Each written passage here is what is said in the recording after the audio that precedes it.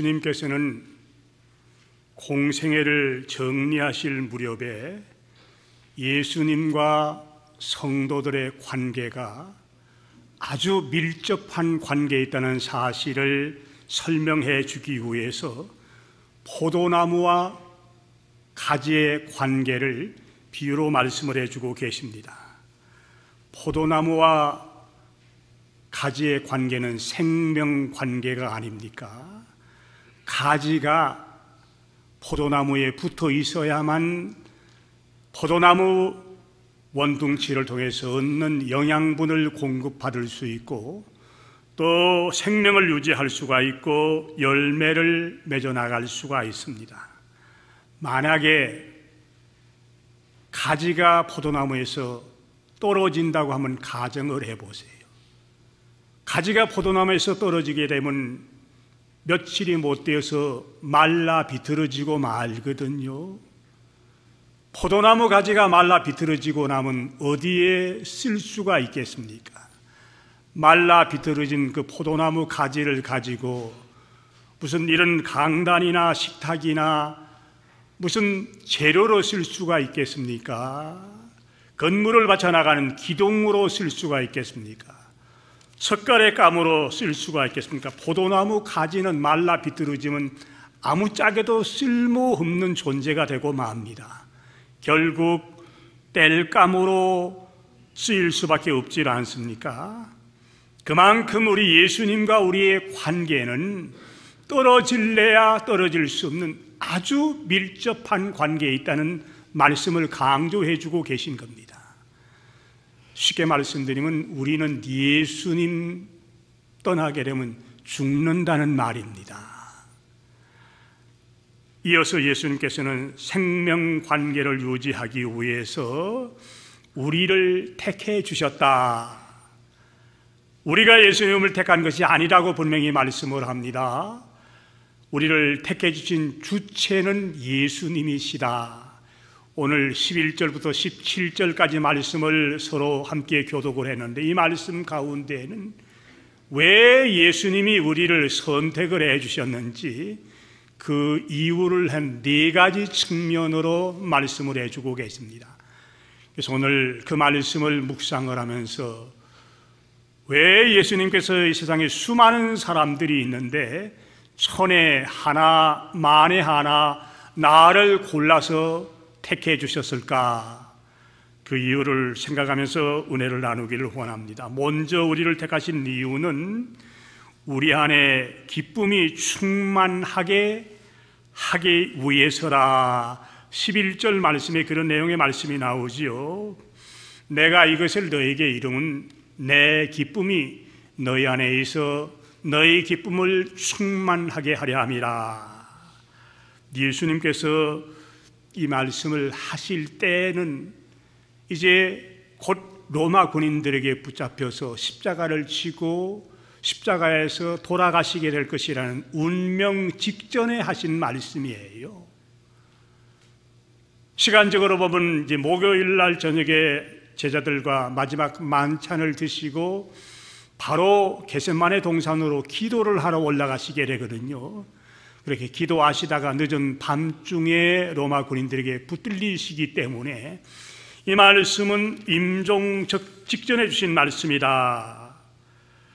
그 당시 예수님의 마음이 얼마나 착잡하시겠습니까? 마음이 무거우실 거예요. 예수님을 따라다니고 있는 제자들도 예수님이 멀지 않는 시간에 로마 군인들에게 붙들리고 십자가를 지시고 돌아간다는 사실을 알고 있었거든요. 그 제자들도 마음이 참 무거웠습니다. 그럴 때 예수님은 다락방 말씀을 시작하시면서 너는 마음에 근심하지 말라. 하나님을 믿으니 또 나를 믿어라. 근심하지 말라는 말씀으로 말씀을 시작하지 않습니까? 오늘 근심하지 말라는 말씀으로 말씀을 시작하신 예수님께서는 내가 너희를 택한 이유가 너의 심령 속에 내 기쁨이 충만하게 자리 잡게 하기 위해서이라고 밝히고 있습니다. 지금 우리가 살고 있는 이 주변을 살펴보면 별로 신바람 나는 일이 별로 없어요. 주변 여건을 돌아보세요. 기뻐할 수 있을 만한 여건이 보입니까? 정치도 그래요. 경제도 그렇지. 얼마나 살기가 어려워졌습니까? 사회 여건도 그렇고 심지어는 종교도 참 타락의 길을 걷고 있는 것 같이 보입니다. 무겁고 부담이 되는 일들이 참 많이 보입니다. 그런 이런 여건 가운데서 예수님이 주시는 기쁨을 우리 심령 속에 소유하게 되면 우리도 기쁘게 살아나갈 수 있다는 역설적인 말씀이거든요. 바울 사도께서 이런 사실을 너무너무 잘 알고 계시기 때문에 데살로니가 교회 성도들에게 편지를 보내면서 이렇게 말씀을 하십니다. 항상 기뻐하라, 쉬지 말고 기도하라, 범사에 감사하라. 그렇게 권면하시면서 이것이 그리스도 예수 안에서 너희를 향하신 하나님의 뜻이니라. 이게 하나님의 뜻이래요. 우리를 향하신 하나님의 뜻이 기쁘게 살아나가는 것이라 그렇게 말씀을 하거든요. 예수 믿고 살아가는 우리들에게도 갖가지 많은 어려움들이 표면적으로 부딪혀 옵니다. 여러분의 삶의 현장에도 좋은 일만 생기는 건 아니지 않습니까? 건강의 지장으로 인해서 고통스러워하는 이런 문제도 부딪혀 오고, 또 표면적으로 여러 가지 어려운 일 때문에 감정이 좌우될 때가 참 많이 있습니다. 예수 믿는 성도들, 이런 표면적인 감정에 좌우되면서 살아간다면 한날이나 기쁨을 유지하면서 살아갈 수가 있겠습니까? 살아가기 참 힘들어요. 표면적인 변화나 표면적인 이유 때문에 표면적인 것만 바라본다 그러면 한숨 쉬고 낙심할 때가 한두 번이겠습니까? 많은 그래도 예수님이 주시는 기쁨이 우리 심령 속에 있을 수가 있거든요. 멸망당할 수밖에 없는 나 같은 사람을 구원시켜 주시고 하나님의 권속으로 살아갈 수 있는 길을 열어주셨다. 얼마나 귀한 축복입니까? 얼마나 귀한 평안입니까? 얼마나 귀한 위로입니까? 이런 사실을 바로 깨달아 알면 부딪혀오는 여러 가지 표면적인 것보다 내면적인 기쁨을 소유할 수가 있거든요. 바울 사도 같은 사람은 삶의 현장에서 이런 사실을 체험하고 살았던 사람이기 때문에 복음을 전하다가 붙들려서 매를 맞고 옥중에 갇혀 있으면서도 그 속에서 기쁨을 참지 못하기 때문에 찬송하고 기도하면서 하나님께 영광을 돌린 삶을 살아왔거든요. 오늘 예수님이 주시는 참된 기쁨이 여러분의 심령 속에 자리를 잡게 되면 어려운 이런 현상 속에서 기쁘게 살 수 있다는 사실을 꼭 기억하시고 내 심령 속에 예수님이 물붓듯이 부어주시는 그 기쁨으로 어려움들을 이겨나가면서 기쁨으로 충만하게 되어주시기를 주님의 이름으로 부탁을 드린 것입니다.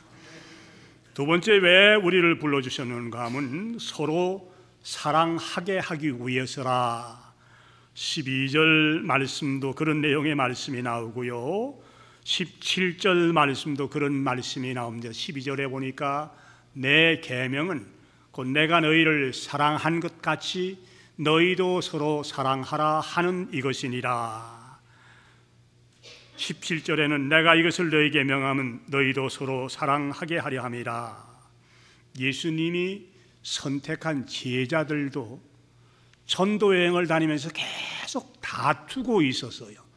누가 더 크냐, 누가 더 높으냐, 누가 예수님의 사랑을 더 많이 받느냐, 이런 문제를 가지고 항상 다투고 있었거든요. 예수님도 그거 다 알고 계셨어요. 예수님이 제자들이 어떤 사람이에요? 예수님이 밤새껏 철야하시면서 손수 골라 뽑은 사람들이 제자들이 아닙니까? 그런데도 이렇게 다투고 누가 높냐고 따지고 악교를 하는 모습을 예수님이 보고 계셨는데, 예수님이 계신 동안 어느 정도 예수님이 커버할 수가 있는 일이었습니다. 예수님이 어떤 때는 야단도 치시기도 하고 도닥거리기도 하면서 커버할 수 있는데, 만약에 예수님이 떠난 다음에 예수님이 선택했던 제자들이 서로 누가 높으냐, 누가 낮으냐, 누가 크냐 다투고 있다 그러면 예수님의 사역을 누가 감당해 나갈 수가 있겠습니까? 그래서 오늘 모여있던 제자들에게 서로 사랑하라. 예수 믿는 성도들은 일방적인 사랑이 아니라 상대적으로 서로 사랑할 수 있는 사랑을 유지해 나가라. 우리 하나님께서 우리 성도들에게 주신 중요한 계명 두 가지가 있죠. 마태복음 22장 37절부터 40절에 쭉 나와 있는 말씀인데, 요약해 드리면 마음을 다하고 목숨을 다하고 뜻을 다하여 하나님을 사랑하라. 수직적으로는 하나님 사랑하는 것이 첫 번째 주인 계명이에요. 두 번째는 수평적으로 이웃을 자기 자신같이 사랑하라. 사랑으로 띠를 띠면서 살아나가기 원하는 것이 예수님이 우리에게 요구하시는 조건이거든요. 이게 계명이에요. 우리가 신앙생활하면서도 사랑이 없이 신앙생활한다, 공동체 생활한다 그러면요, 소리나는 굴이나 울리는 꽹과리에 불과합니다. 빛 좋은 개살구에 불과하고 말거든요. 예수님이 세상을 떠나시기 직전에 얼마나 안타까운 마음이 들었으면 서로 좀 사랑하면서 살아가라. 신앙생활은 우리 성도들에게 주신 말씀이라고 생각하면서 내가 내 가족들을, 내 이웃들을, 내 성도들을 얼마만큼 사랑하고 있는지를 잘 기억하시면서 사랑하도록 하기 위해서 우리를 많은 사람 가운데서 택해 주셨다는 사실을 기억하시고 사랑의 열매를 맺어나가시는 여러분과 제가 되기를 예수님의 이름으로 부탁을 드리는 겁니다. 세 번째 이유는 친구로 삼아 주시기 위해서 우리를 택해 주셨대요. 13절, 14절, 15절에 나오는 말씀인데, 자, 15절 말씀 영상에 다시 한번 비춰드릴게요. 말씀 보시면서 한 목소리로 말씀을 한번 읽어보십시다. 보십시다. 시작. 이제부터는 너희를 종이라 하지 아니하리니 종은 주인이 하는 것을 알지 못함이라. 너희를 친구라 하였노니 내가 내 아버지께 들은 것을 다 너희에게 알게 하였음이라. 아멘. 얼마나 귀한 축복의 말씀입니까? 이 사람들이 일반적으로 한평생 살아가면서 몇 사람과 더불어 교제를 나누느냐, 몇 사람과 더불어 사귐을 가지느냐 하는 것을 사회학자들이 분석을 했었는데, 몇 사람 정도 사귀면서 한평생 살아가는 것 같아요? 보통 사람들이 한평생 살면서 사귐을 가지는 사람은 110명 정도가 된다 그래요. 그 가운데는 혈연 관계도 있고 지연 관계도 있고 학연 관계도 있고, 또 남자들은 군대 갔다 왔기 때문에 군대 관계도 있고, 신앙생활하는 성도들은 이 신앙의 교우 관계도 있겠지요. 평균적으로 110명 정도와 사귐을 가지면서 한평생을 살게 마련이기 때문에 여러분들의 장례식에 더 사람이 와야 되기를 기대해야 하거든요. 최소한 100명 정도는 참석을 해야 정상적인 사회 활동을 하는 사람이에요. 너무 외톨이가 되어가지고 제가 어떤 장례식에 가보니까요, 명성 있는 사람인데 7명인가 8명밖에 안 왔더라고요.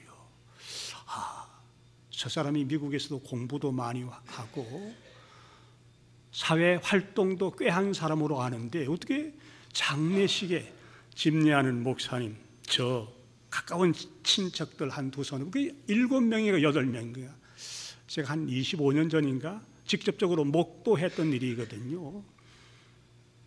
사회생활 잘 못했다는 얘기예요. 신분 관계를 바로 잘 열매로 연결시키지 못했다는 말씀이거든요.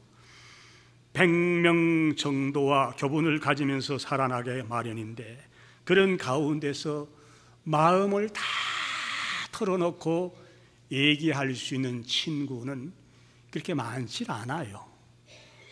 친구라 그러면요, 자기 가족들에게 털어놓을 수 없는 비밀도 다 털어놓고 얘기할 수 있는 이런 관계이거든요. 여러분들 가운데는 이런 친구가 몇 사람이나 된다고 생각을 하세요? 그렇게 많지 않을 거예요. 여러분 한번 손꼽아 보세요. 아무개 집사, 아무개 권사, 아무개 장로, 아무개 목사. 그런 가운데 진짜 내 마음을 다 털어놓고 내 속에 있는 비밀을 다 낱낱이 내놓고 얘기할 수 있는 친구가 몇 사람이나 되겠습니까? 성경에는 아름다운 친구의 우정을 보여주는 모습이 사무엘 상권 20장 17절에 소개가 되고 있는 그 사람이 누군가 하면 사울의 아들이었던 요나단이라는 사람하고 다윗의 관계입니다. 요나단과 이 다윗의 관계는요, 어떻게 보면 라이벌 관계에 있을 수 있는 사람이에요. 이 요나단은 사울 왕의 아들이거든요. 아버지를 계속해서 왕권을 자기가 유지해야 할 사람인데 이 다윗이 왕권을 차지하게 되어 있지 않습니까? 어떻게 보면요, 아주 생명을 걸고서 싸워야 할 라이벌 관계예요. 그런데 성경은 뭐라고 묘사하고 있느냐 그러면 자기 생명을 사랑함 같이 그를 사랑함이었더라. 두 사람이 외형적인 눈으로 바라볼 때는 분명히 라이벌 관계예요. 다투어야 할 관계예요. 치고받고 싸워서라도 왕권을 뺏어야 할 이런 관계인데도 요나단과 다윗의 관계가 생명을 내놓고 사랑해주는 이런 관계 아닙니까? 한평생 살면서 이런 친구 한 사람 여러분들이 만든다 그러면요, 여러분들의 사회생활은 성공한 겁니다. 한 사람 만들기 쉽지 않지 않습니까? 어깨를 나란히 하면서 짐을 함께 질 수 있고 걱정과 근심을 함께 나눌 수 있고 기쁨을 함께 나누시는 좋은 친구가 과연 여러분 곁에 있습니까? 그런데 우리 예수님께서 우리들에게 친구가 되어주시겠다 말씀을 해주시거든요. 너무 황송해서 실감이 안 되는 말씀이지만 예수님 스스로 하신 말씀이에요. 우리의 친구가 되어주시겠다고 약속하신 그 예수님, 우리 고민도 다 알고 계세요. 근심, 걱정도 알고 계시는 분이거든요. 우리가 넘어지고 쓰러지는 것도 예수님은 알고 계세요. 속이 상해서 부글부글 끓고 있는 이런 마음도 이해를 하신 분이거든요. 이민 생활하다 보니까 신분 문제가 해결이 안 되어서 불안하게 한날 한날을 살얼음판을 걷듯이 불안하게 살아가는 그 형편처지도 잘 알고 계시는 분이에요. 내가 이래서는 안 되지 하면서도 또 실패하고 또 넘어지고 좌절하는 그 모습까지도 아시는 분이거든요. 우리의 참된 친구가 되어주시마고 약속하신 그분에게 호소해 보세요. 다 털어놓아 보세요. 때를 쓰는 마음으로 그분에게 부르짖어 간구해 보세요. 그러시면 주님, 우리 곁에 찾아오셔서 큰 손으로 우리를 끌어안고 아무개 집사, 내가 내 형편 알아. 내가 위로해 주마. 내가 함께 해주마. 아무개 권사야, 내가 너 처지 잘 알아. 네 마음 내가 잘 알아. 이러면서 다독거려 주시면서 위로해 주시는 참된 친구분이 계신다는 사실을 우리가 말씀을 통해서 받아들일 수 있어야 되거든요. 수상적인 지나가는 얘기가 아니에요. 오늘 예수님이 본인의 입을 통해서 말씀으로 권면해 주고 계시기 때문에 이 말씀 바로 받아들이시고, 예수님을 친구로 삼고 가는 나 자신이기 때문에 하는 이런 자긍심들을 가져야 되거든요. 너무 주눅이 들지 마세요. 너무 의기소침하지 마세요. 어렵고 힘든 생활이지만 나에게 친구가 되어서 이제 종으로 생각하지 않고 친구에게는 들은 걸 다 얘기해 주시겠다고 말씀하지 않습니까? 말씀을 통해서 찾아와 주시고 성령의 역사를 통해서 찾아와 주시면서 시간마다 우리를 위로해 주시고 우리를 세워주시고 우리의 근심을 걸머주시겠다고 약속하신 예수님이 나의 친구인 것을 분명하게 깨달아 하시고 예수님의 친구다웁게 살아나가시기를 주님의 이름으로 부탁을 드리는 겁니다. 아멘 소리가 많이 약하니 잘 안 믿어지는가 보죠? 제 얘기가 아니에요. 성경에 있는 말씀입니다. 믿어지시는 분만 아멘 크게 해보세요. 네. 이런 자긍심들을 좀 가져야죠. 마지막으로 또 한 가지 이유가 있는데 그 16절에 있는 말씀이에요. 우리가 읽었던 말씀이지만 다시 한번 말씀을 영상에 비춰드릴게요. 눈으로 잘 보세요. 제가 읽어드릴게요. 너희가 나를 택한 것이 아니요 내가 너희를 택하여 세웠나니 이는 너희로 가서 열매를 맺게 하고 또 너희 열매가 항상 있게 하여 내 이름으로 아버지께 무엇을 구하든지 다 받게 하려 함이라. 아멘이십니까? 서두에서 말씀드린 대로 일반적으로 다른 종교에서는 사람들이 신을 찾아가요. 그리고 신을 사람들이 붙들려고 그럽니다. 그런데 우리 기독교는 다르지 않습니까? 신이 되시고 하나님이 되시는 그 예수님이 우리를 찾아와서 우리를 택해 주셨다. 우리를 택하신 주체가 예수님인 걸 알아야 돼요. 내가 예수님 택한 게 아닙니다. 제가 종종 이제 그런 말씀도 하는데 교회를 선택한 것도 여러분들이 일방적으로 내가 평안교회를 선택을 했다. 내가 많은 종교 가운데 불교 가운데 해교 가운데 유교 가운데 내가 기독교를 택했다. 이렇게 자부심들을 가질는지 모르면 성경적으로는 그렇게 되어 있질 않아요. 예수님이 우리를 택해 주셨고 교회를 택한 것도요 제가 조금 너무 외람된 얘기지만 여러분들이 택한 게 아닙니다. 예수님이 여러분들을 택해서 평안교회 성도 만들어 주셨다는 걸 아셔야 돼요. 믿어지시나요? 아유, 그 목사님 너무 역설이네요. 그렇게 생각하는지 모르지만 성경은 그렇게 말씀을 하고 있어요. 택함의 주체가 예수님인 것을 분명하게 말씀을 하고 있지 않습니까? 그런데 우리를 택하시되 그저 무더기로 도매값으로 이렇게 한꺼번에 택한 게 아니라 이사야 선지는요 천에 하나 만에 하나 지명하여 불러 택했다. 그렇기 때문에 너는 내 것이라. 이사야 43장 1절 말씀인가요? 자, 내가 너를 지명하여 불렀나니 너는 내 것이라. 하나님이 소유인 것을 믿으시면 아멘 해보세요. 여러분들이 예수님 택한 게 아니래요. 예수님이 여러분들을 택해서 너는 내 거야. You are mine 이라고 이렇게 말씀을 하시고 계시는 겁니다. 택해 주신 이유는 우리로 하여금 열매를 맺게 하시고 기도의 응답을 받게 하시기 위함이라. 그렇게 말씀을 하시죠.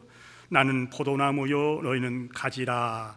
15장 서두에 그렇게 말씀을 하시면서 우리들로 하여금 열매를 맺기를 바라시기 때문에 우리를 택해 주었다. 이제 계절적으로는 다음 주일이 11월에 접어들게 됩니다. 추수하는 계절 아닙니까? 열매를 거두어 드리는 계절이에요. 자, 이제 금년 한 해를 정리하는 이런 시점에 이르러 있는데 금년 한 해 동안 살면서 여러분들이 어떤 열매를 맺었다고 생각을 하십니까? 얼마만큼 많은 열매를 맺었다고 생각을 하십니까? 바울 사도는 신앙생활하는 성도들은 이런 열매를 맺어야 된다. 그러면서 갈라디아 교인들에게 편지를 보내면서 신앙생활하는 성도들은 적어도 9가지 열매를 맺고 살아가야 된다고 말씀을 하시거든요.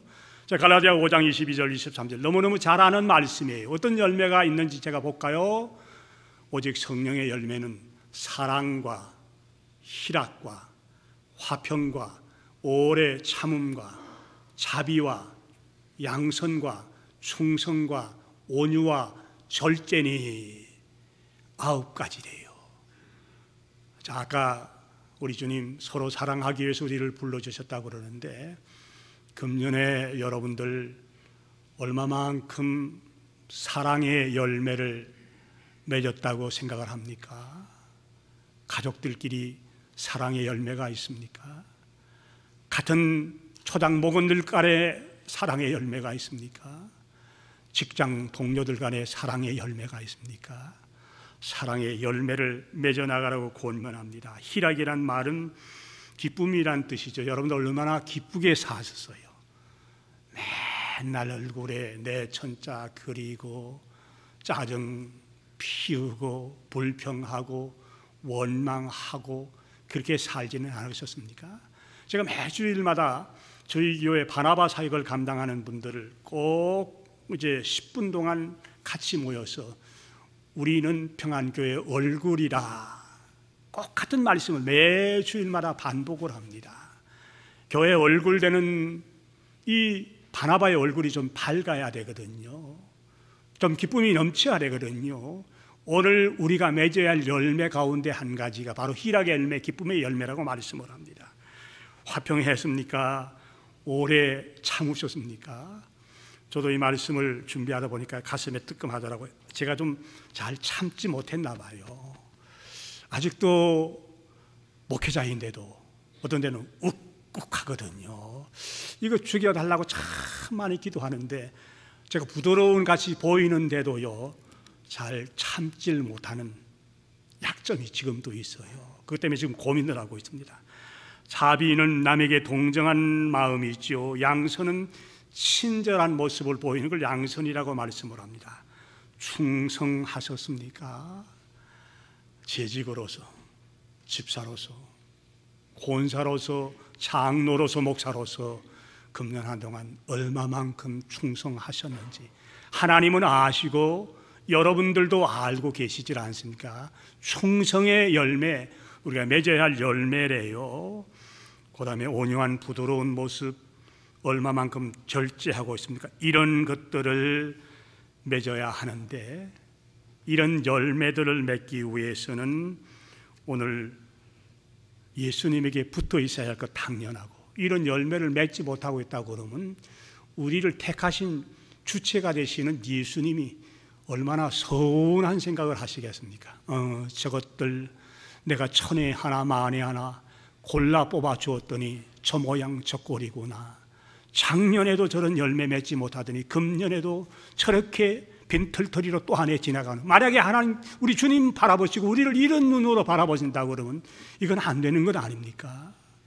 한 해가 저물어가는 시점이에요.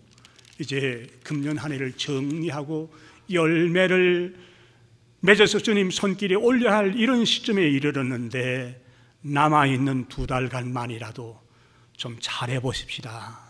열매 맺어보십시다. 열매 맺기를 바라시기 때문에 우리를 택해 주셨다고 주님 말씀을 하고 있는데, 주님은 열매를 기다리고 있는데 우리 열매 맺지 못했다고 그러면 주님이 서운하게 생각하실 것이라는 것을 영의 눈을 열고 바라보실 수가 있어야 되거든요. 그리고 이런 열매가 있는 사람들은 기도의 응답을 받을 수가 있다. 여러분들이 기도하면서 때때로는 기도의 응답이 없다고 불평하는 사람들도 있어요. 내가 이 문제 가지고 몇 번이나 몇 년이나 기도했는데 왜 하나님 응답해 주지 않습니까? 하나님 앞에 컴플레인하는 사람도 있는데, 이 말씀에 비춰보니까 열매가 있는 사람들에게는 무엇을 내 이름으로 구하든지 얻을 수 있다고 말씀을 했는데, 내가 심령 속에 열매를 맺지 못하기 때문에 열매가 없는 게 아닌가, 기도에 응답이 없지 않은가, 이런 걸 우리가 볼 수 있어야 되거든요. 어제 저희들이 저 크린샤 크리스찬 센터라는 그 미국 흑인 교회에 모여서 다민족들이 모여서 뜨겁게 기도했습니다. 대통령 선거를 앞두고 있죠. 동성 결혼, 동성 연애 합법화 시키려는 주가 점점 늘어가고 있어요. 자녀들의 장래도 이런 여건 속에 맺기가 참 어렵지 않습니까? 경제도 어려워요. 그래서 목사님들이 나와서, 우리 한인 목사님들, 우리 교회 성도들 한 25명 같이 올라왔다 그러는데, 작년 로즈볼 때보다는 열기가 많이 떨어졌었어요. 어제 토요일이 되고 그래서 그런지 모르지만 뜨겁게 기도했었는데, 제가 확신할 수 있는 것은 마음속에 열매 있는 사람들이 많이 모였기 때문에 하나님이 그 기도에 응답해 주실 것이라 저 나름대로 그렇게 해석을 하고 있어요.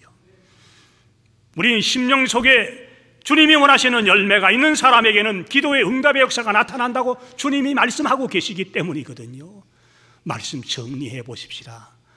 이제 한 해를 마감해야 할 10월 마지막 주일입니다. 추수를 앞두고 있는, 감사의 절기를 앞두고 있는 이런 시점에 주님이 우리를 왜 택해 주셨다고 말씀하는지 그 이유를 분명히 살피고 주님이 택해 주신 이유에 부응하도록 살아야 되지 않겠습니까? 우리 심령 속에 기쁨이 넘치게 하기 위해서, 서로서로 사랑하며 살아가게 하기 위해서, 또 우리로 하여금 친구로 삼아주시기 위해서 불러주셨고, 열매를 맺어서 무엇을 간구하든지 기도의 응답을 맛보게 하기 위해서 우리를 불러주셨다고 그러는데, 이 부르심 앞에 부끄럼 없는 삶이 될 수 있도록 우리 자신들을 돌아보면서 다짐하시고 새로운 한 주간을 시작하시기를 예수님의 이름으로 부탁을 드리는 것입니다. 사랑하시는 아버지 하나님, 한 해가 저물어가는 열매 맺는 절기에 말씀 듣게 도와심을 감사합니다. 우리가 예수님을 택한 것이 아니래요. 예수님이 우리를 택해 주셨는데 왜 택해 주셨는고 하면 기쁨이 충만하게 살아가도록, 서로서로 사랑하면서 살아가도록, 또 예수님이 친구가 되어주신 것을 깨달아 알면서 살아가도록 우리 심령 속에 열매를 맺기 위해서라고 구체적으로 가르쳐 주셨는데, 이 말씀 가슴판에 새기면서 주님, 나도 남은 기간만이라도 열매 맺는 생활을 해보겠습니다. 마음 다짐하면서 새로운 한 주간을 시작하는 우리의 삶이 될 수 있도록 우리의 심령을 흔들어 깨워 주시옵소서. 예수님 이름으로 감사하며 기도드리옵나이다. 아멘.